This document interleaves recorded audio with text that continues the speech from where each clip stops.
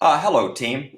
So, um, I'm going to try to show you a few features of Zoom that'll be really useful when we join.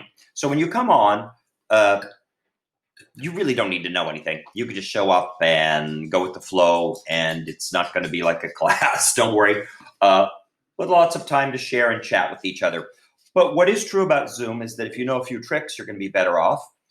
And also, the thing to know about Zoom is if we get more than 5 or 6 people, and I expect we will, it becomes really difficult for individuals to speak to each other because it can be pretty intimidating. So, there are a couple tricks that we're going to use that fix that. And so, first of all, every time you come on, whether you're coming on with your phone or with the computer, you are going to need to make sure that your video is showing, yes, mine is now, and that you are unmuted. You'll probably come on muted, and although the co-host or host can unmute you, you should unmute yourself. So notice down here in the corner, I am not muted, and now I am muted, and you'll probably wish you could mute me by the end of the day. The video, you want to make sure it's on so we can see you. If I do this, I turn it off, and you probably just see my profile picture now, and you probably see my name. All right, so back here, a couple things that are going to be useful today.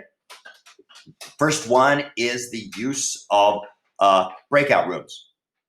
So this just means that I can create, or Jill or Tracy can create, smaller rooms of 3 or 4 people where you can actually just see 1 or 2 folks, and you can chat either orally or use the typed chat. And we'll have a couple activities where we ask you some silly questions, and it's a good chance to reconnect with whoever you get placed with in that random group. It should be 3 or 4 people. So you'll get a notice. It'll say join the breakout room. You're going to say yes. Something else you were going to want to do is chat. So especially if there's some big mouths doing a lot of talking, you may decide, you know what, I can't compete with that. I'm going to chat. So you would come here and type in your message or whatever that may be. Spelling doesn't matter. And that will go out to everybody in the meeting. And so you can interact with folks that way. Next thing you're going to want to make sure to do is I'm going to do something called make everyone co-host, which means you'll all have powers. One that's going to be really useful is called share screen. It's this green button down here. I'm not going to do that now because I'm double sharing screen as it is. I think this will mess it up. But if you have a picture to show, or I'm going to use this, for example, to show the menu that Judy and Dad and Joyce and Michelle and Dale and all those folks put together for Thanksgiving, and Michael and Jill and 1995. I'm going to share that document, and I would do it by hitting this button here. So if you have pictures that you plan to share, you probably want to get them up on your computer screen so that they're ready for the share button. A couple things which we might do: polling. We may put out a couple silly questions, pumpkin or pecan. You make your choice. Well, we might do that kind of as a break if things get slow. And then you probably have something down here called reactions. It will depend on your computer and your phone. So you might be able to clap when Joyce tells a wonderful story. You may be able to show how much you love something.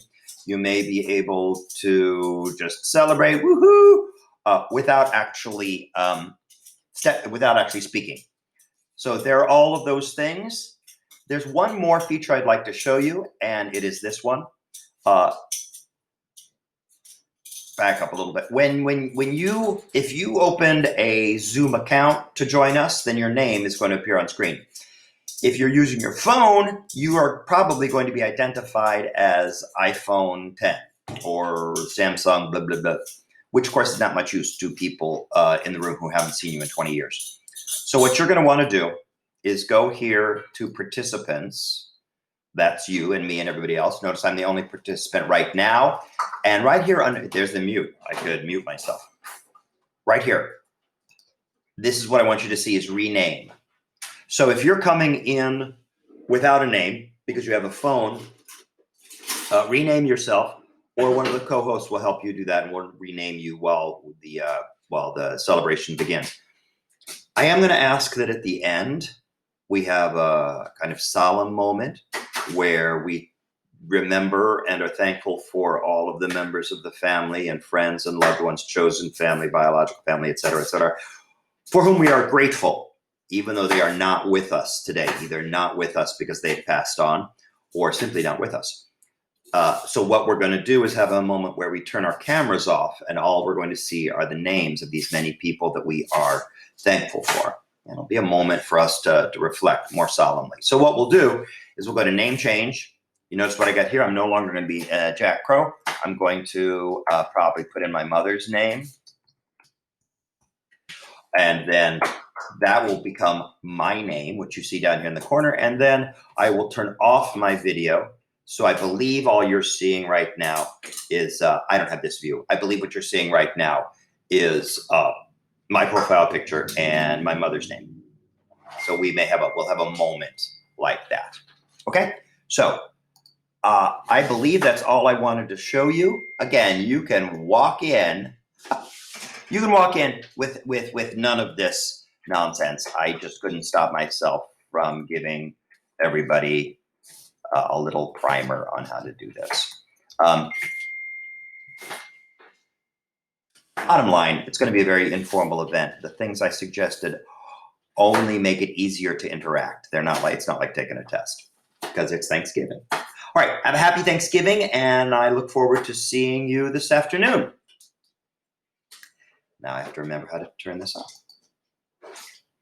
You can ignore me now while I figure out how to. Here, I boasted about all this stuff. I can't turn everything off. Humbug.